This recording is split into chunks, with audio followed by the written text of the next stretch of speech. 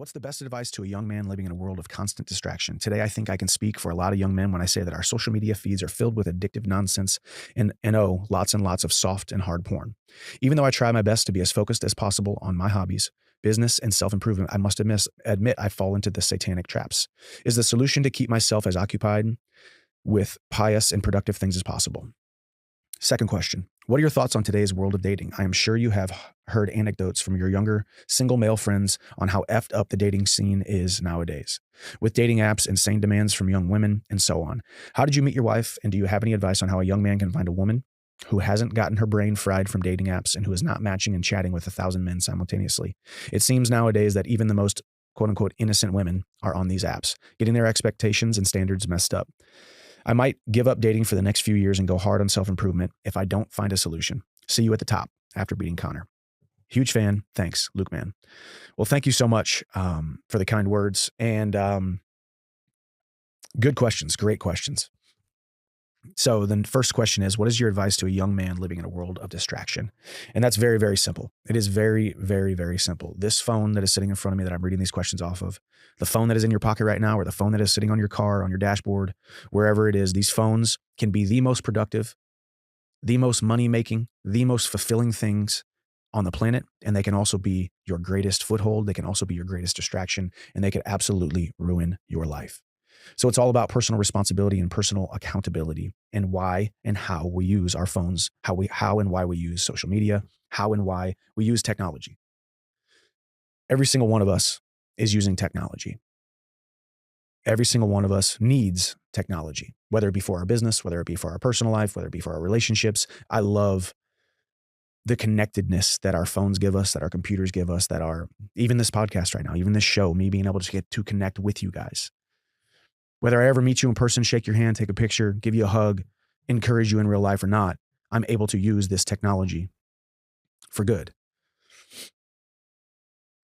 So the advice is take stock in and know exactly why you're using your phone and what you are doing on your phone. For me, I have a very simple standard for my social media. Right now, it is a political season. I have muted or unfollowed all the political accounts because I just don't want to see it all. Right, left, Democrat, Republican, Trump, Biden, Kamala Harris, all the pundits, I just don't want to see it. Now, if I want to go manually search it, I'm in the mood and I want to go do some research, I can go do that, but I don't want it to feed me. Just like you have the option and you have the accountability right now of what goes on your plate, what you drink, what you eat.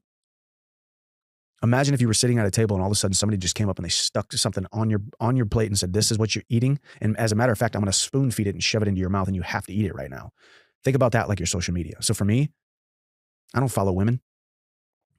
I have very few women that I follow, and they are all either very, very close friends or they are all family members. And even if they were a family member or a very close friend and their whole identity and their whole social media presence was themselves in a swimsuit sitting on the beach, to me, there's no value in that.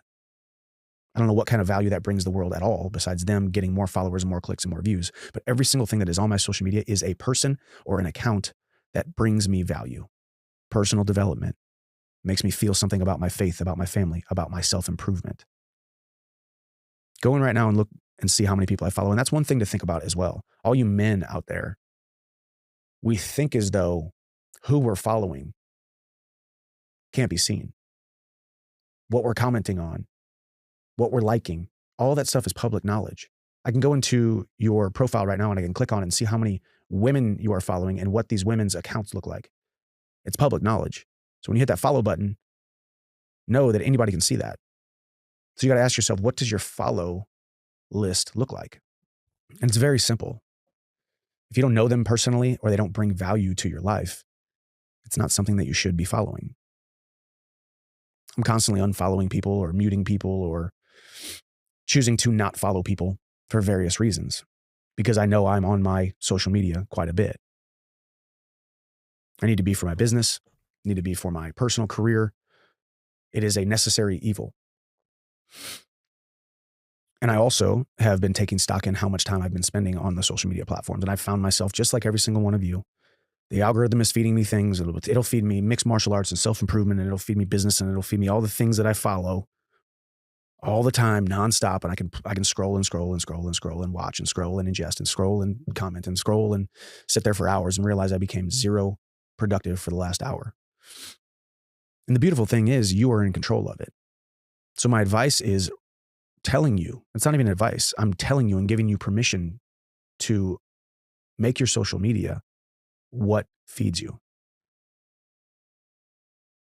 Only follow things, just like your friends groups, just like the people you associate with at work, just like the people that you choose to spend most time with. You are in control of that. There's nobody forcing you to spend time with people that you don't want to spend time with, or people that suck the life out of you.